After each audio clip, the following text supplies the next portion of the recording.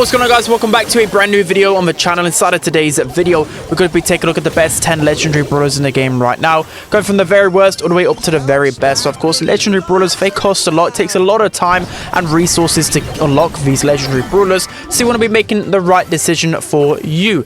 So of course, before we jump into the list, make sure you're subscribed if you're not already. We're getting close to the update cycle, and you guys don't want to miss out on all the meta details and all the best tips and whatever else. So without further ado, let's jump into the list then. So starting off at number 10 with the worst legendary brawler in the game by quite some distance, I think it's going to be Kit. So in competitive, he actually is okay. He's good in knockout. He's got some good synergies with a lot of different brawlers and in duo showdown as well. But when you just think of Kit as a solo brawler, he's just terrible. He's very bad, very lackluster, so hard to create a lot of good moments with Kit. He's easily countered. Ever since he was nerfed heavily. I've just not really been able to push him when it's ladder. Again, only in knockout, I can only get value with him when you're using some cheesy strategies with like a tank, mortis, or something like that. Everywhere else, Kit is just absolutely unusable. Been into the 9th best legendary brawler in the game right now. I went with Chester, so he's only a little bit better than Kit. In competitive, he definitely is a lot worse than Kit, but at least with Chester, you can have a lot of fun with him.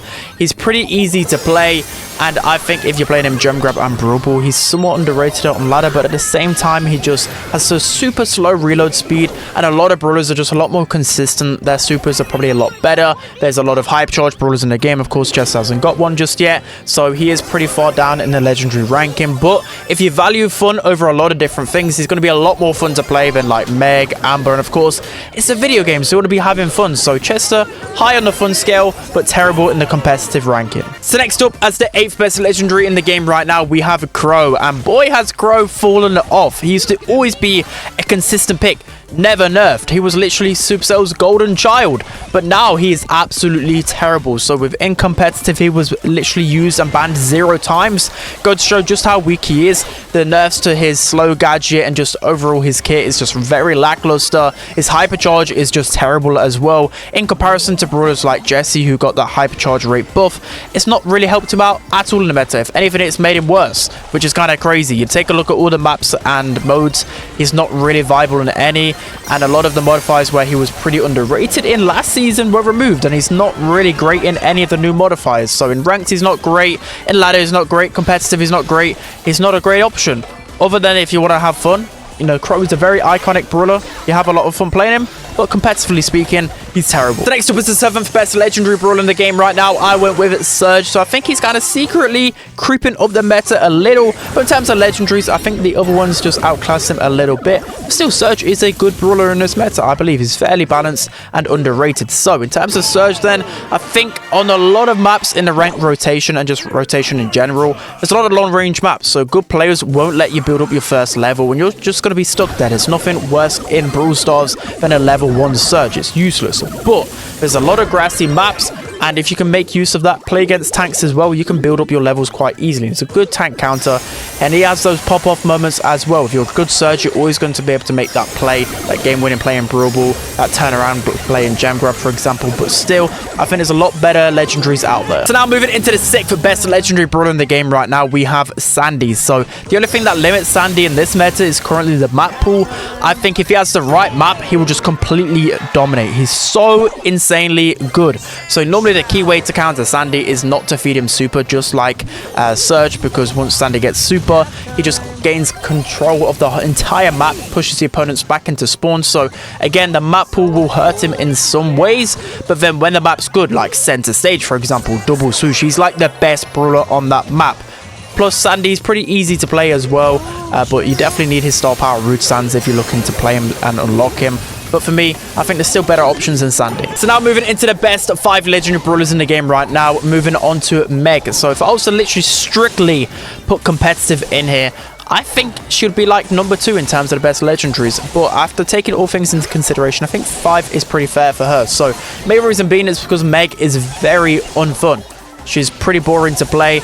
A lot of people have been complaining about her for months and months, even since the rework. If anything, it's just made her less fun, but it's just made her more viable in other scenarios. But, you know, Meg is a very competitive brawler. Let's not sugarcoat that. So in terms of the competitive meta, she's insane on bounty and knockout because she counters brawlers like Nani, Piper, Mandy, Jean, etc. And literally her HP alone will just force the brawlers back into spawn, and you'll just win the game from pressure alone. She's underrated in gem grab as a gem carrier, again countering a lot of the meta gem carriers like Piper and Nanny. She's really good in hot zone because she has a lot of HP. It takes a lot of time to take down a Meg, so that's why she's so strong. Again, she's not very fun.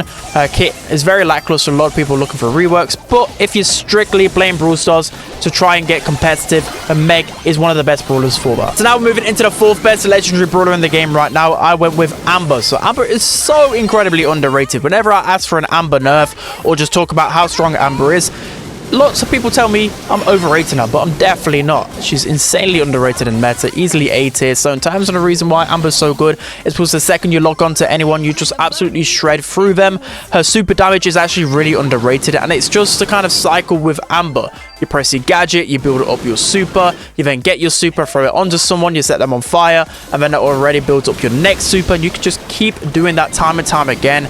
And it's just so much map control. You can either use your Amber super just to literally lock down a certain zone, you know, in hot zone for example, or again you can just throw it over a wall and damage opponents so easily. There's so many threatening things about Amber, you cannot underestimate her. And the good thing is she's never banned in ranked, and she's always like a good option. Brawl gem grab, she's insane. Hot zone, she's really good. High scissor lane, she's very good. And people just underrate it, but the second you get in her range, you're dead. So now moving into the 3 best legendaries in the game right now, starting off at number 3 with Spike. So competitively speaking, he's very overrated. The pros know how to dodge curveball, but your average Joe, even your masters level gameplay, they don't know how to dodge curveball. I don't even know how to dodge curveball. So Spike's going to be really good for that reason. He has insane damage. His super aerial denial is still really strong. Once you get your hypercharge, you just absolutely delete people. And his hypercharge super, it's like a mini lose. Well, it's not really a mini lose super. It's another lose super essentially. Even though it takes longer to get your hypercharge, he's still really good. And the thing about Spike that you can never go wrong with, you can play him pretty much everywhere. See people playing him bounty knockout. Please don't do that because you'll get countered by the meta brawlers there. But everywhere else, you've got a use case for him, definitely. And it's very noob friendly. Like I said, you'll just get a lot of damage every single game with Spike. Could probably do with a nerf, to be honest, but he'll never get nerfed. He's Supercell's golden child. So Spike, for me, definitely worth unlocking. So now moving on to the 2nd best legendary brawler in the game right now, I went with Leon. So even though his nerf actually made a bigger impact than most people make out, I still feel like he's such an incredibly strong brawler in the meta. And it's so hard to counter Leon, especially in the kind of casual player base. Again, even masters level gameplay right now don't know how to counter Leon, and that just leaves him such a big threat. A lot of times I've just got to ban him out because people don't know how to counter him. You know, he's still incredibly strong. The fact that once you get one super, it's just a chaining after that. The first super is hard to get, but then you get one, you just run into someone's face, and by the time you've killed someone, you've got another super, and then by that time you've killed someone else, you've got your hypercharge ready, and then his hypercharge is just insanely strong. The damage boost, the fact that you stay invisible while shooting, just so many broken things about him. You take a look at every single mode except for heist, and he's one of the most meta brawlers on. He's got a fantastic gadget to get you so much pressure in the mid and lane, etc. He's just so useful everywhere. Now moving into the best legendary brawler for this season, we have Cordelius. So he's actually made his way back up to the top because there's just hardly anything that counters him. He's absolutely insane. He shuts down every single tank. He shuts down every single hypercharged brawler. And it's the fact that the Shadow Realm is just insanely broken. Let's just face it, the Shadow Realm as a concept is so incredibly strong. You can stop so many different supers. You can just save yourself from so many different situations.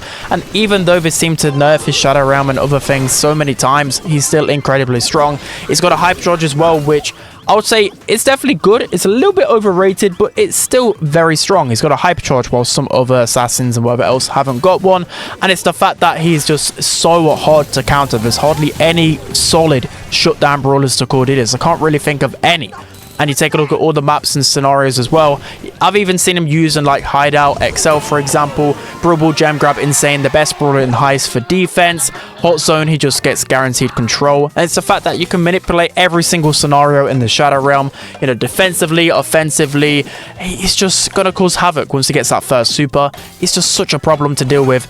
I don't know, hopefully he does get nerfed in the future, but still, Cordelius never really gets nerfed. He's always a meta brawler, so you can be safe in unlocking him and maxing him out. So that's going to be it for today's video, guys. I hope you enjoyed this one. Let me know who you think are the best legendary brawlers in the game right now. Don't forget to like, comment, and subscribe, and I'll see you guys next time.